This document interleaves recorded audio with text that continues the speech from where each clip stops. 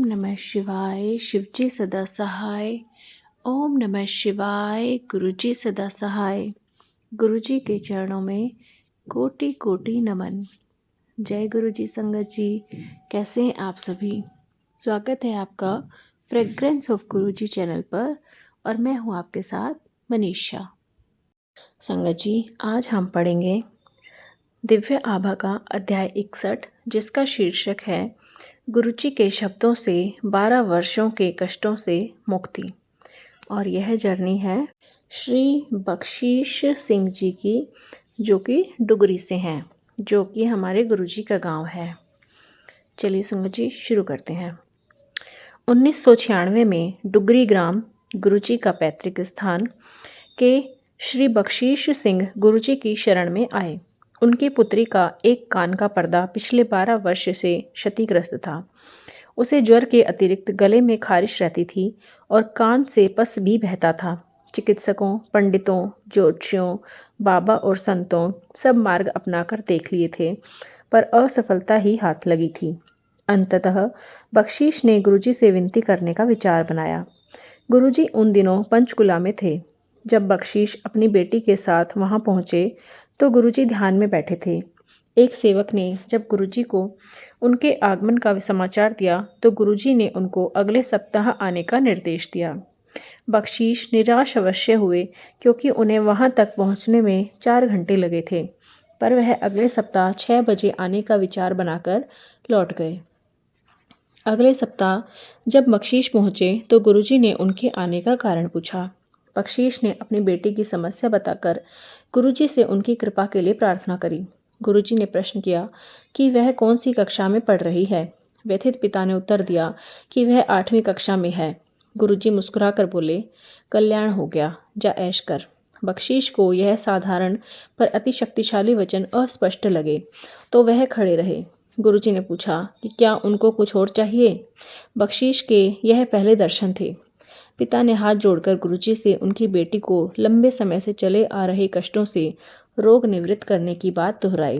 गुरुजी के निर्देशानुसार वह संगत में बैठे और उन्होंने प्रसाद और लंगर भी ग्रहण किया। फिर गुरुजी के आदेशानुसार उनको डुगरी जाने वाली अंतिम बस में बैठा दिया गया। अगले दिन ही बख्शीश ने अपनी बेटी के रोग में सुधार देखा और थोड़े ही दिन में वह समाप्त भी हो गया। अब बख्शीश परिवार ने हर सप्ताह के अंत में गुरुजी के दर्शन के लिए आना आरंभ कर दिया।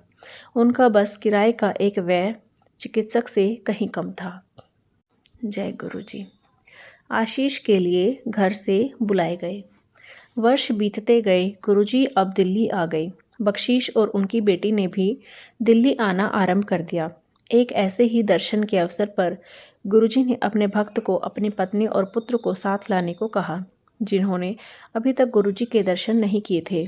यात्रा और घर संबंधित समस्याओं के कारण बख्शीश उनको लेकर नहीं आए और अगली बार भी अपनी बेटी के साथ ही आए।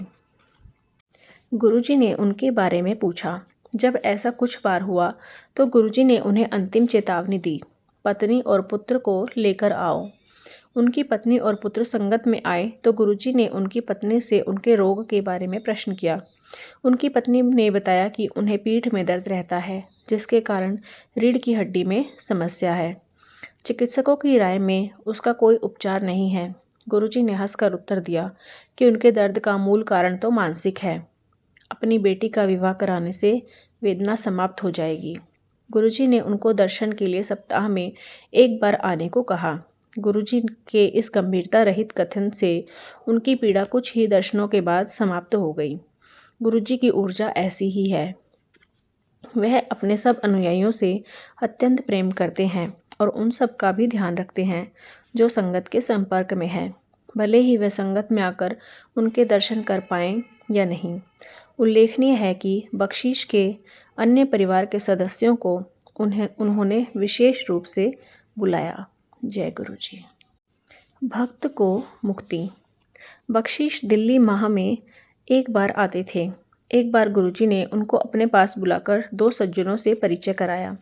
वार्ता के दौरान बख्शीश के पिता का उल्लेख आया, जो 85 वर्ष के रहे होंगे। वह स्वस्थ थे, उनकी दृष्टि सामान्य थी और दंत पीड़ा तक नहीं होती थी। बख्शीश ने कुछ निर्भीक होकर उनको अपने पिता के रोग के बारे में बताया, जो घुटनों से टखनों तक था। चिकित्सक उनके रोग या पीड़ा को कम नहीं कर पाए थे। गुरुजी ने बख्शीश को आश्वासन दिया कि वह चिंता ना करे, उनके पिता को रोग से निवृत्ति मिल जाएगी। प्रभु ने यह भी कहा कि यद्यपि चिकित्सक सहायता करते हैं, उन्हें भी अपनी जीविका अर्जित करनी है।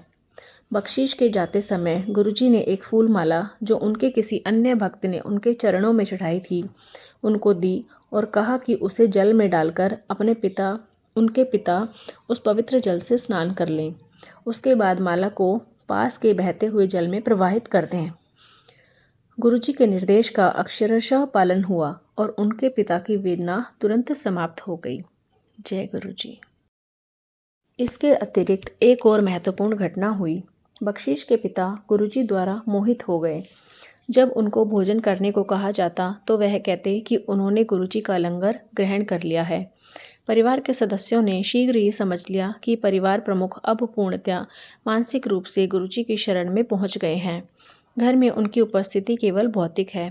कुछ समय पश्चात उनके पिता ने यह शरीर त्याग दिया। उनका अंत अपने पौत्र पोत्रियों से बात करते हुए अत्यंत शांतिपूर्ण रहा। आज भी बख्शीश अपने स्वप्न में उनको गुरुजी के सम्मुख नतमस्तक होते हुए देखते हैं। यह स्पष्ट है कि गुरुजी ने बख्शीश के पिता के अंतिम समय में उनके जीवन की बागडोर अपने हाथ में ले ली थी और उनको अति सुगमता से मृत्यु द्वार से होते हुए स्वर्गलोक तक पार करा दिया था। जय गुरुजी। ट्रैक्टर पर गुरु कृपा। एक कृषक के लिए उसका ट्रैक्टर परिवार के सदस्य की भांति होता है। अंतर केवल उसकी भिन्न आकृति का है। बख्शीश ने नया ट्रैक्टर खरीदने से पूर्व गुरुजी से पूछा कि कौन सा खरीदा जाए। गुरुजी ने कोई भी नया पुराना नहीं, नया ट्रैक्टर खरीदने का सुझाव दिया। बख्शीश ने नए कुलपुर्जों सहित स्वराज ट्रैक्टर खरीदा। उसकी ट्रॉली अत्यंत भारी धातु की बनी हुई थी और पूरे ग्राम में अपने प्रकार की पहली थी, क्योंकि वह बख्शीश की भूमि से 3 गुना अधिक भूमि पर एक समय में कार्य करने में समर्थ है। उस पर कभी भी अधिक भार नहीं पड़ता है। बख्शीश के अनुसार उस ट्रैक्टर पर भी गुरु कृपा है। यह इस संदर्भ से स्पष्ट हो जाएगा। बख्शीश के पुत्र को स्वप्न आया कि जब वह उसे चला रहा था, कुछ लोगों ने ट्रैक्टर को रोकने का प्रयास किया। ट्रैक्टर पर बैठे हुए एक व्यक्ति ने उसे ट्रैक्टर रोकने को कहा, अन्यथा वह उससे ट्रैक्टर छीन लेंगे। उसने ट्रैक्टर रोक दिया, पर उसी समय गुरुजी प्रकट हुए और उन्होंने उसे ट्रैक्टर चलाने का निर्देश दिया। उसने अपना वाहन आगे चलाया तो देखा कि उपस्थित जनसमूह ने हटकर उसको जाने का मार्ग दे दिया। बख्शीश के पुत्र ने जब अपने परिवार को यह बात बताई तो उन्होंने निष्कर्ष निकाला कि गुरुजी ने किसी आने वाली विपदा से ट्रैक्टर की रक्षा करी है। जय गुरुजी। बख्शीश बड़े किसान बने। 2004 से 2005 में गुरुजी ने संगत के कुछ सदस्यों को अपने ग्राम डुगरी जाने की स्वीकृति दी। संगत के 30-35 सदस्य जब डुगरी पहुंचे तो बख्शीश ने उन्हें लस्सी परोसी। रात्रि को बख्शीश की पत्नी को स्वप्न में गुरुजी ने पूछा कि क्या घर में घी की कमी है। जब उसने नहीं में उत्तर दिया तो गुरुजी ने प्रश्न किया कि केवल लस्सी देकर उसने मक्खन क्यों रख लिया था। वह शर्मिंदा होकर उठ गई। अगले दिन प्रातःकाल उसने यह घटना अपने परिवार के सदस्यों को सुनाई तो उन्होंने अनजाने में करी हुई गलती की पुनरावृत्ति न करने का निश्चय किया। अब मौका मिलने पर वह लस्सी मक्खन के साथ ही देते हैं। यद्यपि यह स्पष्ट नहीं है कि गुरुजी ने ऐसा क्यों किया। एक अन्य पक्ष से विचार किया जाए तो जितना अतिथि को दिया जाता है, परिवार उससे कहीं अधिक ईश्वर से प्राप्त करता है। उस परिप्रेक्ष्य में बख्शीश भी अब बड़े कृषक हो गए हैं, पर बख्शीश परिवार पर गुरुजी की अभी और कृपा शेष थी। बख्शीश की अम्लता की समस्या के लिए गुरुजी ने उन्हें अभिमंत्रित ताम्र लोटे से जल पीने को कहा और वह रोग भी शीघ्र ही समाप्त हो गया।